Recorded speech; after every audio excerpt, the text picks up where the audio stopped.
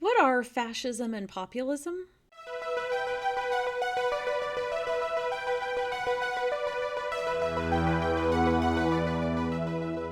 I'm constantly hearing warnings about coming fascism or one politician or another being populist.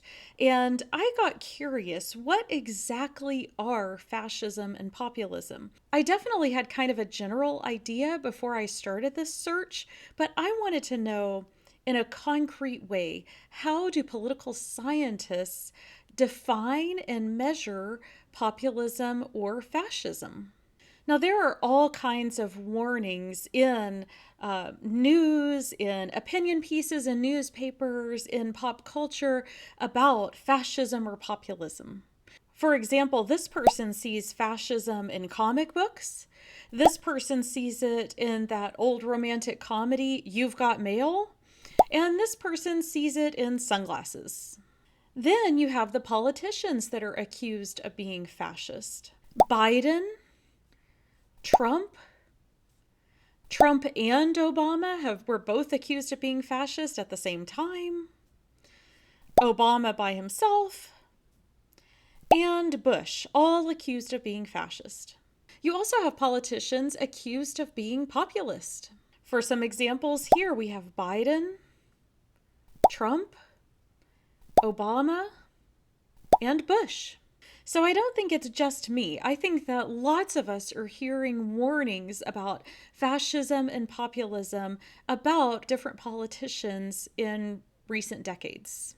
So I started this search just wanting to understand basically what is populism and what is fascism according to political scientists, not according to some yahoos on the internet, but according to actual academic researchers. I very confidently told someone I know I'm going to find out what the definitions are, and then I'm sure that there's got to be lots of research describing what are the warning signs of fascism and populism, if there have been any recent US politicians who meet the definition of populist and fascist, what we as the people can do to avoid populism or fascism.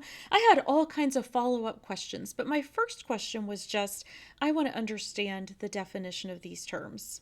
What I actually found shocked me. It turns out neither the term populism nor fascism are very clearly defined. I'm going to tell you first about populism, what I found. Then I'm going to go into more detail about fascism. What can academics agree that fascism is? Then what do academics disagree on about fascism?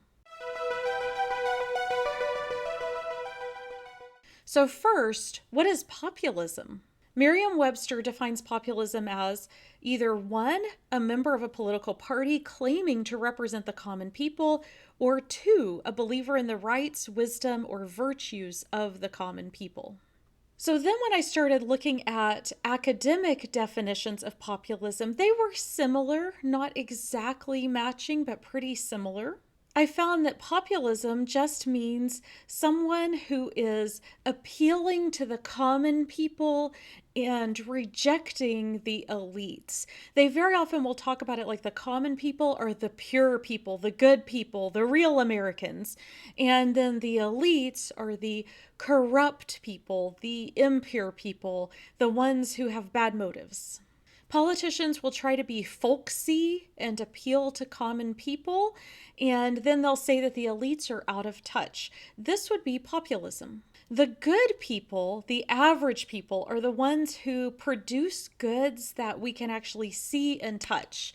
So, for example, in one paper that I read, it said that the common people are going to be those who produce cars, not derivatives. So one of my questions as I was reading these definitions and descriptions was, how is this actually useful? What I found is that technically academics admit that populism can be either left-wing or right-wing, but at least at the moment, the word populism is almost always applied only to people who are on the political right. Groups that were formerly labeled the radical right, in Europe especially, are now often labeled right-wing populists. And it's used to refer to racist or ultra-nationalist tendencies, even though no academic that I read said that that's actually the technical definition. Here's what it boils down to. Populism at this point is just a term that's used by academics and journalists to describe a politician they don't like. I mean, let's be real. All politicians are populist. Isn't it true that basically all politicians in a democracy are going to appeal to the people and not the elites? If they appealed only to the elites, they wouldn't get enough votes to even be on our radar. So the idea of calling someone a populist just because they appeal to the people is kind of silly. Not only that, but that's what democracy is supposed to be about. The whole idea of having a democracy instead of like a monarchy is that the people have power versus the elites. One of the researchers I read pointed out that this whole idea of populism as being just the people versus the elites could apply to the French Revolution. After all, you could say that the French Revolution is populist because it gave power to the people and not the elites, and yet nobody ever calls the French Revolution populist. So, what I found in academic literature is generally two camps. One was academics who weren't doing real research. Instead, they were just writing opinion pieces where they warned about one politician or another being populist. Then, when I found real research on populism, everyone seemed to agree that it's a completely useless, meaningless term. It's vaguely defined, it's basically just used as an insult, and calling a politician a populist is basically as meaningful as saying that politician drinks water. So do all of them. That's what politicians do, is appealing to the people. So the academic literature I found on populism that was actually looking at data and trying to be careful and scientific about it mostly just reject the term. So the term populist is pretty meaningless, but what about fascism? Let's switch over to looking at fascism. What did I find about that? What I found was that the term fascism is slightly better defined than the term populism, and it is maybe perhaps slightly more useful than the term populism, but only slightly. The term fascism also has serious issues. Merriam-Webster defines fascism as a political philosophy, movement, or regime, such as that of the fascisti, that exalts nation and often race above the individual and that stands for a centralized autocratic government headed by a dictatorial leader, severe economic and social regimentation, and forcible suppression of opposition. Or two, a tendency toward or actual exercise of strong autocratic or dictatorial control. Now, I've got to say, Merriam-Webster gives a clearer definition than academics do. When you look at academic literature, there is a lot of disagreement about what fascism is. Let's start just by talking about what academics seem to agree that fascism is, and then we'll move on to talking about the disagreements among academics about what fascism is. So these are the similarities I saw in most of the papers on fascism. Now take this with a grain of salt. I got interested in this topic a week ago and I started researching it. I am not an expert in fascism, but I did try to read papers from the people who are most cited, the experts on fascism, and specifically if they had any papers that were reviewing a lot of other literature, I tried to go toward those papers more so that I could get kind of an overview understanding of fascism. So here's what I found. One, almost every academic agrees that fascism is authoritarian. It does seem to be clear that fascism is going to be a form of government that is having a lot of control over the people. Now, some academics thought that just being authoritarian is enough to call a government fascist. Other academics said just being authoritarian isn't enough. And we're going to talk about that disagreement in the next section. But for now, I will say that all academics agreed that an authoritarian government, and a government that controls the citizens a lot, wants to control its people a lot, that would be one of the elements of fascism. Two, fascism is anti-democracy. I read this over and over and over. Fascism is opposed to democracy, and it often arises in places where citizens have been democratic for a while, but they start to feel like the democratic system is failing them in some way. For example, in a country that is democratic, people are voting, but there's still rampant inequality. Then people might say, you know what, democracy just isn't working for us. That's just one example. There are lots of ways that people could start feeling like democracy is failing them. Fascists often claim to give everyone a voice, even while they're in reality destroying democracy. A lot of fascist dictators have come to power through democracy. Someone votes for them, they become leaders by being democratically elected, and then once they're in office, they start tearing down democracy. So fascists are anti-democracy. They're going to be anti-parliament. In the US, that would mean that they would be anti-Congress. They're going to say that the government isn't working and they need to replace it with a strong leader. Three, fascist governments are nationalist and racist. So they're going to emphasize the nation and the race as the good people. Nationalism and racism are intertwined. Both claim that my group, whoever my group happens to be, or whoever my nation happens to be, is superior to all the other groups out there. Fascists have a strong nationalist ideology to the point that they're even willing to squash individual rights and demand that individual people sacrifice for the good of the nation. Fascists reject multiculturalism and multiracialism in favor of one national racial identity. So they might have an ultranationalism that emphasizes ethnicity, religion, or culture, but that nation is represented in a person who is an authoritarian leader who speaks on the nation's behalf, basically. And there's a lot of concern in fascism with racial purity, with keeping the nation pure or keeping the race pure, and making sure that the superior races are protected from the inferior races in order to have a pure nation. The fourth commonality I saw among researchers who describe fascism is that they almost always say that fascism emphasizes palingenesis and that there's a lot of propaganda around this. Now, let me explain. Palingenesis just means recreation or rebirth of the nation. The idea is we're going to tear down the old nation and rebuild a new one.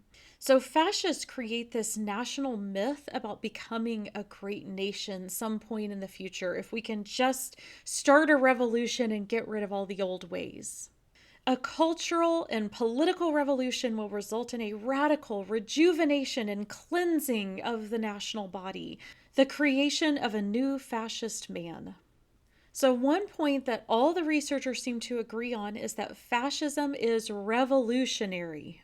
They don't love their nation as it is. They want to destroy their nation and then rebuild it from the ground up. So just being a nationalist isn't enough to make somebody a fascist for most researchers. They would say that if you love your nation as it is, you're not a fascist. So now let's look at the contradictions between researchers that I found as I was trying to understand fascism. A lot of the points of fascism contradict from one paper to another. So if you read just one academic paper, you would come away with, oh yeah, there's a very clear understanding of what fascism is here. But if you read multiple papers, you start realizing, oh wait, this person has one very clear idea of what fascism is, and this other person over here has a completely different, very clear understanding of what fascism is. So you have to read a lot of different papers to kind of see this whole picture of researchers wildly disagreeing with each other. First is just the question, how do you define fascism? Most scholars who try to define fascism declare that it's impossible to define. So when you do find those scholars who do try to define fascism, they're actually in the minority. One scholar, Griffin, in 2006, decided to understand, define, and categorize fascism better. He created a multi-stage debate between himself and 29 scholars of fascism. So he recorded this debate in a book titled Fascism, Past and Present, West and East, an international debate on concepts and cases in the contemporary study of the extreme right. In the end, there was no consensus on anything: the definition of fascism, its characteristics, when it's most likely to appear, how anybody fights it, nothing. This book was a great example showing how academic scholars can debate with each other in a friendly way, but it honestly didn't clear up a lot of questions about fascism. The idea of fascism came from Mussolini, who was the dictator of Italy before World War II. Mussolini's academic philosopher was the one who created the definition of fascism in 1928. But political analysts since him have completely ignored his definition. So you can't just say, oh, what was the original definition of fascism and go with that. It turns out nobody uses his original definition of fascism anymore. The original definition was that fascism erases the boundary between public and private life and fuses the two, I believe. I read several sources about this, and I read them multiple times to make sure I was understanding correctly. I could still not be understanding correctly about this. I don't feel very confident. But if I'm understanding correctly, that was the original definition, is just a fusion between public and private life. But literally nobody uses that definition anymore. Even the Nazis under Hitler stole the concept of fascism from Mussolini in Italy and immediately made it their own and changed the definition. So from the moment fascism left Italy's borders, it has changed. Some people define fascism as just the same as authoritarianism, while others are very clear that it is not just the same as authoritarianism. One of the more famous definitions of fascism comes from Griffin in 1991. Fascism is a genus of political ideology whose mythic core in its various permutations is a palingenetic form of populist ultranationalism. Again, I'm going to remind you that palingenetic just means recreating the state. We're going to tear down the old nation and rebuild a new one. Then another very famous definition comes from Robert Paxton, who said, fascism is a form of political behavior marked with obsessive preoccupation with community decline, humiliation, or victimhood, and by compensatory cults of unity, energy, and purity. Then you can try to define fascism differently, not by creating just a one-sentence definition, but instead looking at the ways that political scientists test fascism. There are multiple F scales, that's what they're called. An F scale stands for fascism scale. These kinds of fascism scales test people's authoritarian tendencies with questions like this. They'll ask about your ethnocentrism. Do you think your culture is better than other cultures? They'll ask about your support for apartheid. Do you think certain groups of people need to be separated from other groups of people? Anti-Semitism. They'll ask how anti-Jew you are. Anti-feminism. How much do you support your national in-group?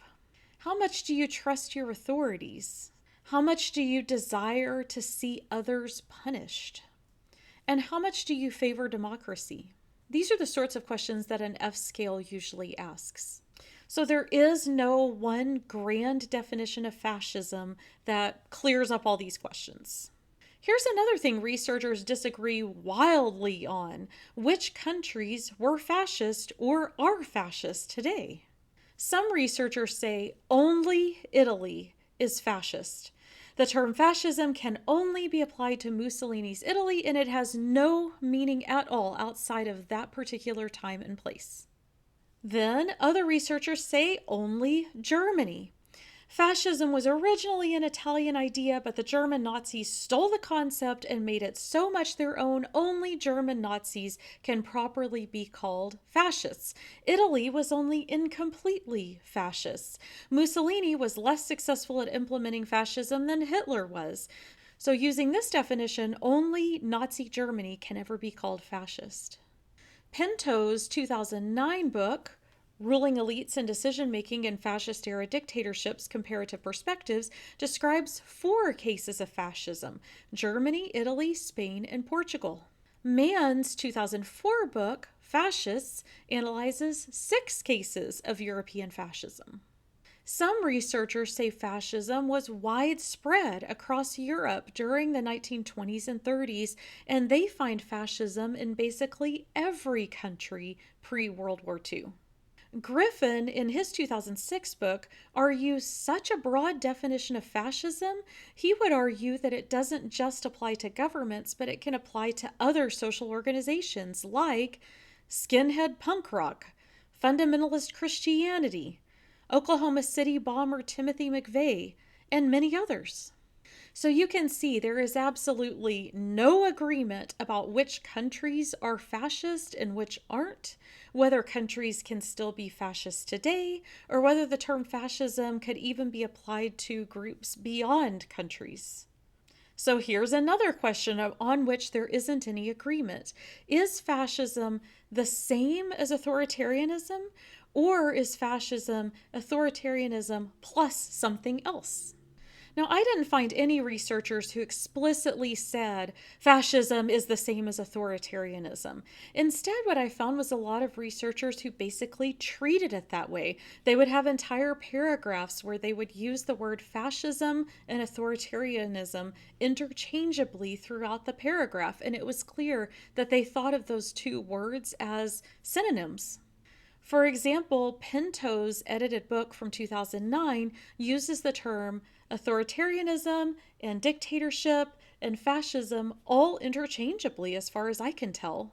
In the same way, these F scales, these fascism scales, actually just measure a person's authoritarianism. The F scale was originally created by a researcher named Adorno in 1950 to measure fascism, but he wrote about it in a book titled The Authoritarian Personality. In fact, I found 3 main F scales, all equating fascism with authoritarian personality types. On the other hand, I found researchers who say authoritarianism is not the same as fascism. Fascism is always authoritarian, but fascism requires authoritarianism plus something else. For example, researchers listing authoritarian governments who they say are not fascist. I found an entire research paper about how Vladimir Putin in Russia is authoritarian, but he's not fascist. They claim that even though Putin clearly is very authoritarian, it takes more than authoritarianism to call somebody fascist. They say that Putin is nationalistic, anti-liberal, and leader-oriented, but that his country lacks enough of the palingenetic drive toward revolution to ever be equated with Hitler or Mussolini. Then I found a whole other researcher who said that fascism has to be authoritarian, but it also has to be about racial, ethnic, or religious anxieties, which was new, and it has to have a lot of wealth inequality. No other researcher that I read defined fascism as having to exist in a country with wealth inequality.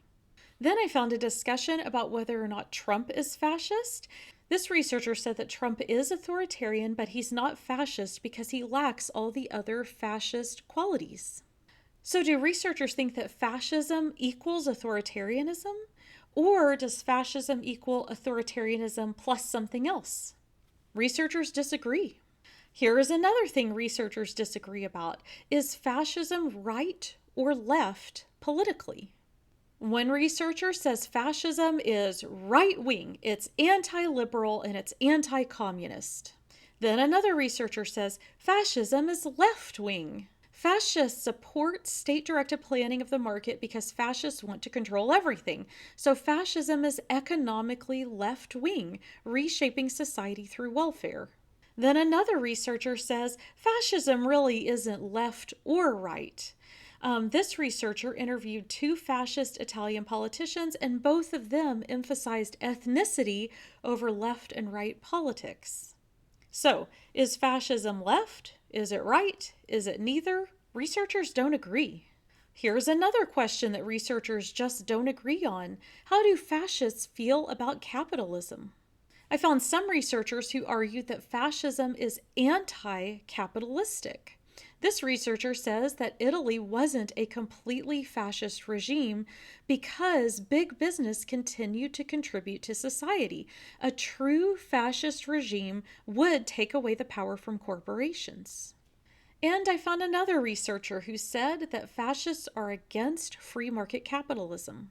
Then I found a whole slew of other researchers who said that fascism is pro-capitalism, so much so that capitalism births fascism. One researcher said that Nazi Germany, which is the ultimate fascist state in this researcher's mind, didn't halt capitalism or inequality. Another researcher claims that fascism is intimately tied to corporations, but academics and UN leaders are blind to this collusion because they don't want to seem anti-business. Academics today won't admit that fascism is pro-capitalist because they are pro-capitalist themselves. That's what this researcher says. Then another researcher tackles this in a completely different way. This one says fascism is usually considered pro-capitalist, but that's a mistake. Left authoritarian and right authoritarian have all the same economic ideas, just different economic propaganda. So that researcher claimed that even though left and right might have different propaganda about what they're doing, if you actually look at nations' budgets, they are very similar. So that researcher says the idea of economic left or economic right being fascist, one or the other, is just more propaganda. Here's another question researchers can't seem to agree on. Is fascism a political religion? Some researchers say yes, fascism is a political religion. Italy and Germany made use of secular forms of saint worship, myth-making, ritual, and references to Mussolini and Hitler in quasi-divine terms, almost treating Mussolini and Hitler like they were gods. Then another researcher who dug deep into Christianity in both Italy and Germany says no. This researcher says fascism in Italy and Germany used Christianity for their propaganda purposes, but they weren't actually creating a separate religion. It's not clear that they were actually using new religious forms to displace the old ones. And in fact, in Italy, fascism was intimately tied with the Roman Catholic Church. So is fascism a political religion? Some researchers say yes, some researchers say no. Here's another question that researchers can't seem to agree on. Does fascism require a paramilitary? The idea is that Hitler had a lot of thugs, armed, well-trained thugs that he used to intimidate the population and to intimidate other politicians. That's a paramilitary. Does fascism require a paramilitary? Mann's 2004 book, Fascists, identifies a paramilitary as a distinguishing feature of fascism. So Mann would say, if you don't have a paramilitary, you probably don't have fascism. Then another researcher was arguing about whether or not Trump is fascist, and they argued that Trump can't be fascist because Trump never created a paramilitary. He never had a private army of thugs that enacted organized violence the same way that Hitler did. And Trump never arrested, tortured, or imprisoned opponents with any of the military powers that he had. Now, I will say most other researchers that I read didn't outright say fascism doesn't require a paramilitary. Instead, most researchers, when they were describing fascism, just didn't talk about paramilitaries at all. So, does fascism require a paramilitary? I don't know. After reading all these academics, it doesn't seem like they agree. And last, is fascism always anti Semitic? Is fascism always anti Jew? One researcher says it's fundamental to fascism that Jews are scapegoated. If you have a country that you think might be fascist, but Jews are not being scapegoated in that country, it's not fascist, according to this researcher. Fascists love conspiracy theories about the financial sector being controlled by Jews, and by that financial sector then creating misery for everybody. Fascists are anti modernity and they see Jews as the ultimate modern man, urban, international, and making lots of money. Of course, you should know that these conspiracy theories are outlandish, unreasonable, and ridiculous. But the argument goes this is the sort of thing that fascists think.